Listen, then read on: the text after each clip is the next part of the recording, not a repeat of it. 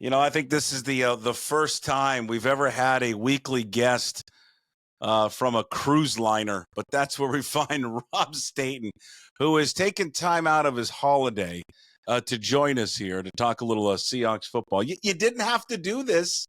You didn't have to do it. We miss you. How was the long extended holiday going with the family?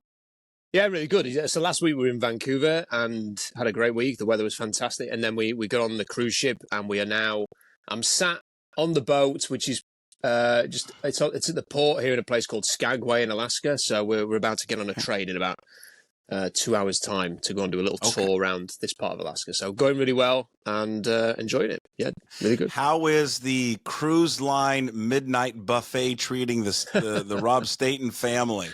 Well, the thing is, Puck, is I'm very, very particular with my diet, and that has gone out the window this week, I'd say. I had about 3 different breakfasts in one this morning, and that's been a trend for the last 10 days. So I'm going to go back home, and that sort of first gym session, I've kind of nipped into the gym a couple of times, but I don't know, it's just a bit of an effort when you're on vacation. So that first gym journey when I get back to England is going to be a tough one. The Rob Staton Show, broadcasting from the Limbach Lumber Studios, proudly brought to you by Superior Linen Service, family owned and operated since 1926. Superior Linen Service is committed to delivering the highest quality products and service to the greater Puget Sound area. Get your free quote today at suplinen.com or give him a call, 253-383-2636. You can follow Rob, stay up to date on all of his insights at SeahawksDraftBlog.com. Video content is up on the YouTube channel at Rob Staton Football. And, of course, you can follow him on Twitter at Rob Staton. Not a lot of Seahawks stuff going on for Rob because he's on vacation with the family. He's been kind enough to spend just a few minutes with us to talk a little Seahawks. They're in Tennessee, which is, it's like Vancouver. Not. The one thing that stood out to me about their joint practice this week, I talked about it this morning on the Daily Puck Drop. You see all these videos and the pictures that come out of, when the Seahawks are practicing, and the grass is beautiful. It's meticulous. It's green. It's lush. It's gorgeous. Trees, there's eagles flying. They're on the water. And then you have these videos that come out of the Titans practice. They're like it looks like a dirt field. It looks awful. And I'm thinking, you know what? The players for the Seahawks, Rob, they must be so happy when they go and see another facility and a practice field and go, God, we really do have it pretty damn good in Seattle. Well, it's funny because a lot of the teams that have traditionally had these terrible facilities like Cincinnati and Washington and places like that, they have felt obliged to do something about it this year. They're changing their facilities. They've redesigned their locker rooms and stuff. Because I think this kind of thing does matter more and more in the modern NFL. I think maybe sort of 20, 30 years ago, nobody had sort of state-of-the-art facilities. A locker room was what a locker room was. A training facility was what it was. Now I do think there are franchises that can feel they can get an edge. They can separate from other teams by just having these facilities. So the fact that the Seahawks is so good has to be a good thing. I suppose the Seahawks need every little bit of help they can get because they are so far away from the hotbeds of footballing talent, whether that is sort of from the SEC teams, from California, from the North, wherever it is, they've got to be able to attract sort of free agents and players to want to come and play there. And when you've got an amazing facility and you've got the amazing setting that you have at the VMAC, that has to be a difference maker. So, okay, I'm going to play a video clip for you. And right when I saw this from the Twitter account of John Boyle, who does a great job at Seahawks.com, I immediately just thought of you.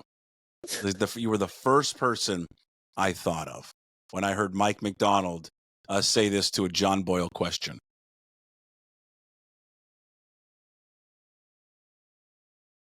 You mentioned the line of scrimmage. Byron Murphy was, being disruptive again. Yep. Do you find yourself having to kind of temper the excitement at all for you, because he's a rookie and? Yeah, I don't know what you're talking about. No, didn't do anything. Were you able to catch up? Look how excited he is about his shiny, big, just burly truck that he gets to put in the middle of his defense. He can't contain himself. That's about it. He doesn't want to say anything more, Rob, about how excited he is about Byron Murphy.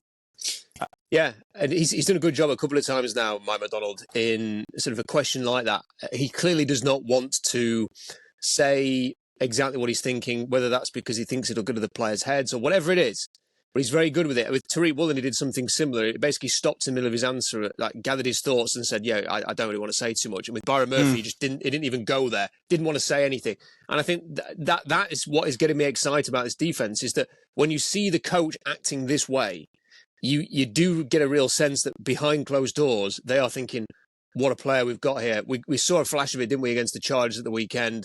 He came in, he had a great tackle for a loss, should have had a sack, which was mopped up by somebody else.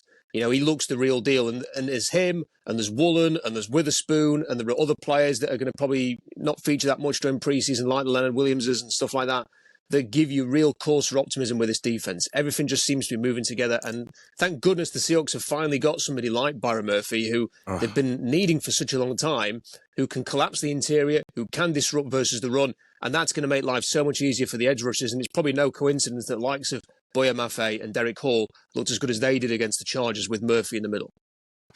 Yeah, it's just as a long-time, Seattleite and Seahawks fan, I mean, I don't know I've been this excited about a defensive player, right, to make his debut. I mean, I asked this question earlier. I mean, Brandon Mebane was a great interior defensive lineman. I wouldn't classify him as dominant, but the last guy that comes to mind, and I know I'm getting way ahead of myself, but it's Cortez Kennedy. I mean, and it's the unfortunate thing about Tez was he was on terrible teams.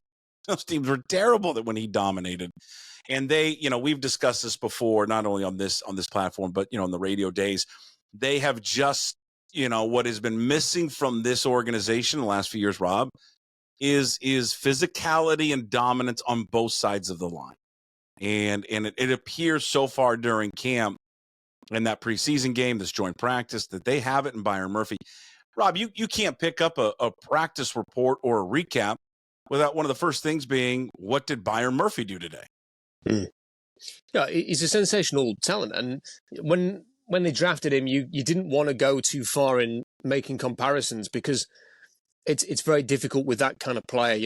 There's only one Aaron Donald, and he is not going to be Aaron Donald because I don't think anybody's ever going to be Aaron Donald. But some of the athletic traits that he has are similar to Donald. There's a bit of Christian Wilkins in there as well, who's just signed a ridiculous contract with the Raiders, and these are good players to be compared to. And you just wonder, can they? When I was watching that Chargers game, my sort of big feeling as I was watching it, I'm thoroughly enjoying it from a hotel room in Vancouver and thinking, this is great. This is what I wanted to see for years.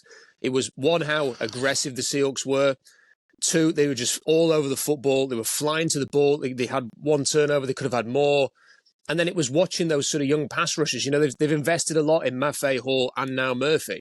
And they were getting after it. There was threats from both edge. You got Murphy in the middle, and you start to think, hang on a minute, these 2 second-round picks and this 1 first-round pick, could this be the future of the Seahawks defensive line?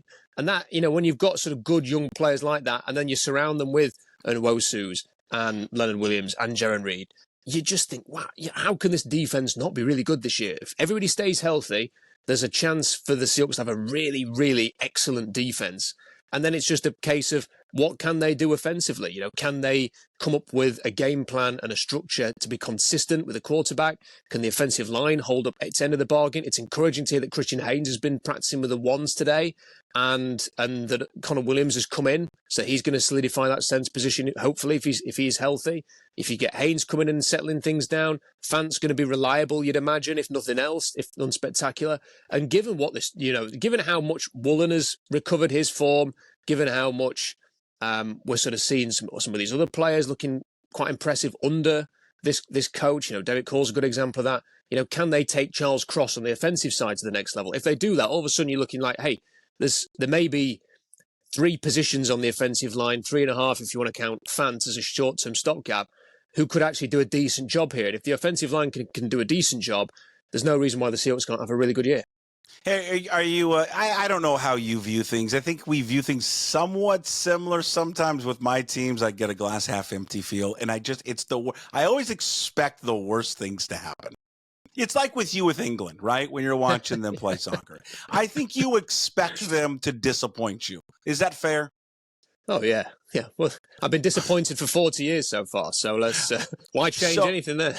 So I am just programmed to be disappointed and don't want to get my hopes up for Connor Williams.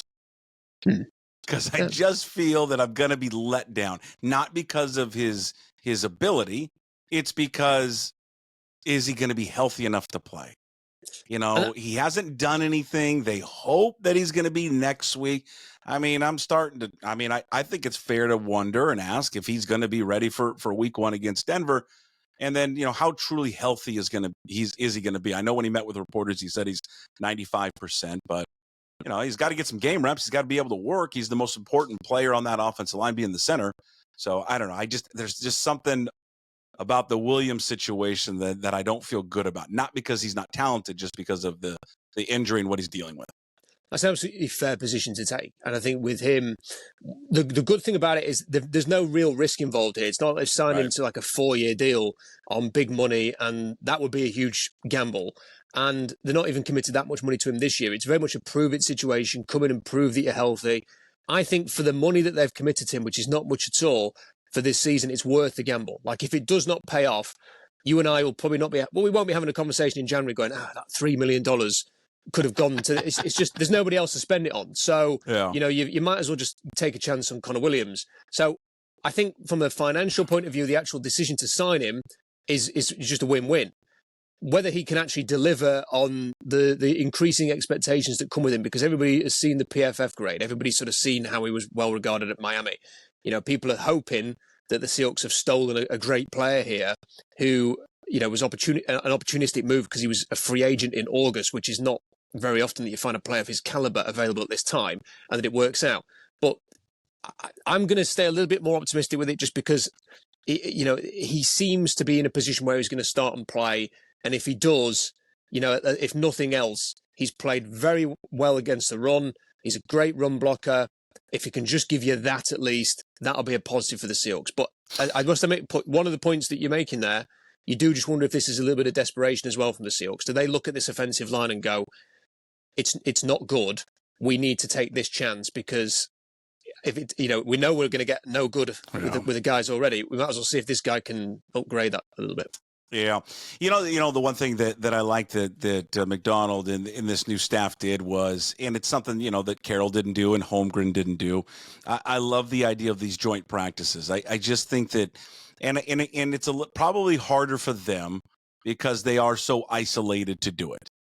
And you're not going to certainly do a joint practice with the Rams. You're not going to do it with the Niners.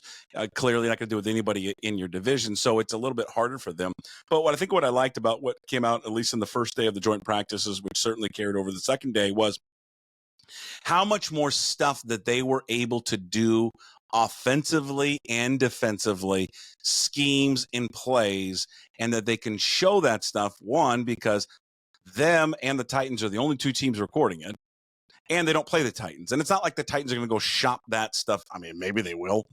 Like on eBay, hey, we've got their game film. Here you go. But they're not going to shop that stuff out.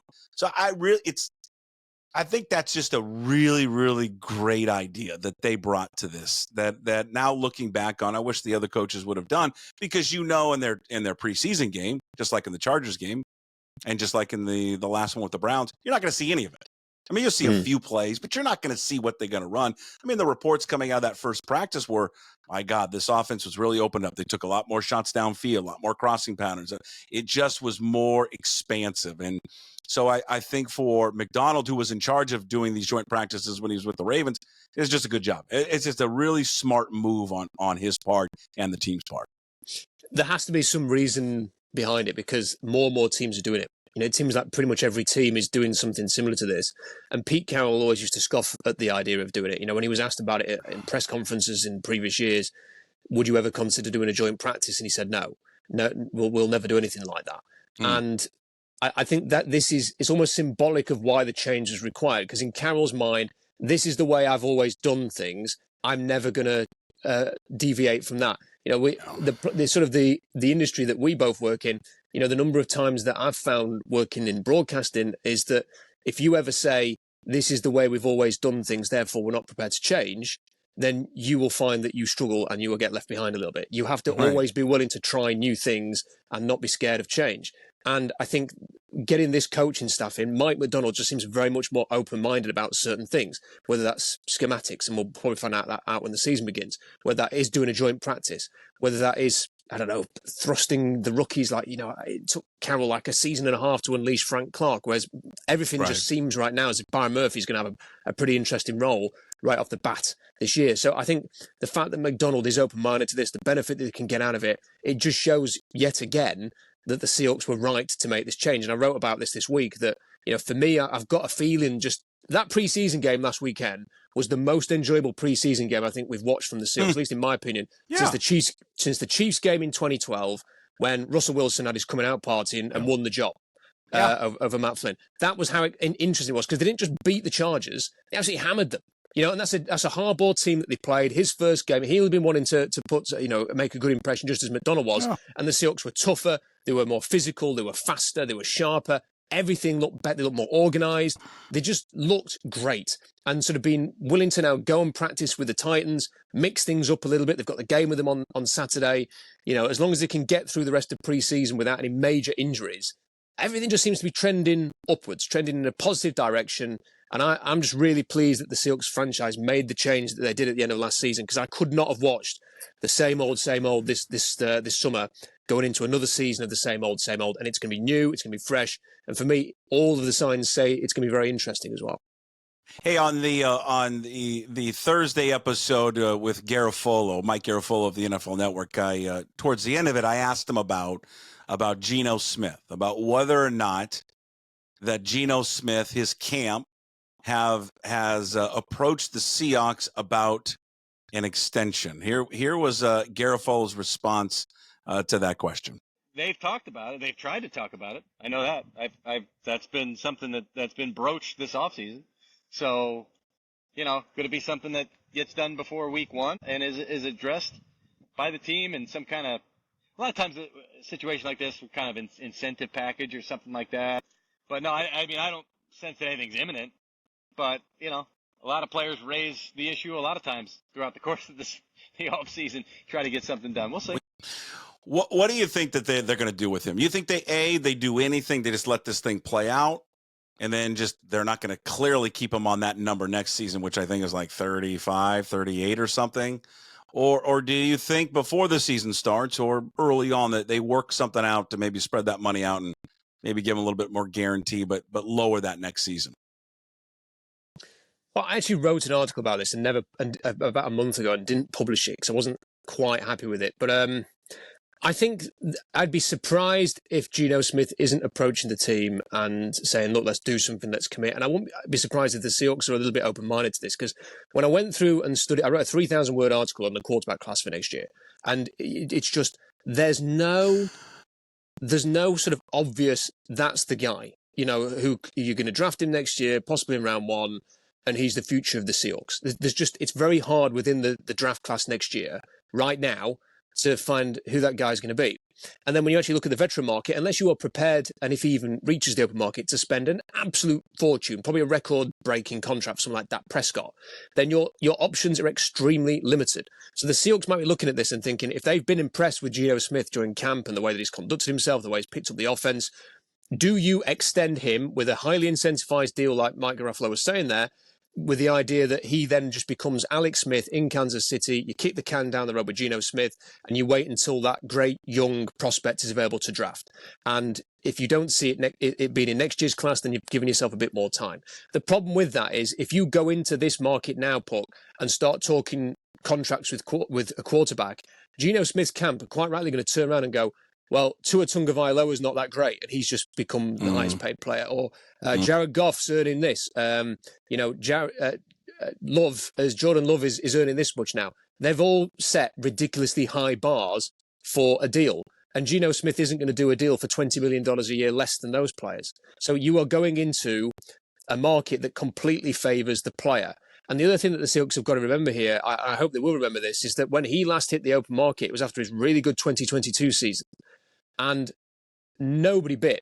nobody at the combine was throwing great contract offers at Geno Smith. There was no buzz about where he was going to go.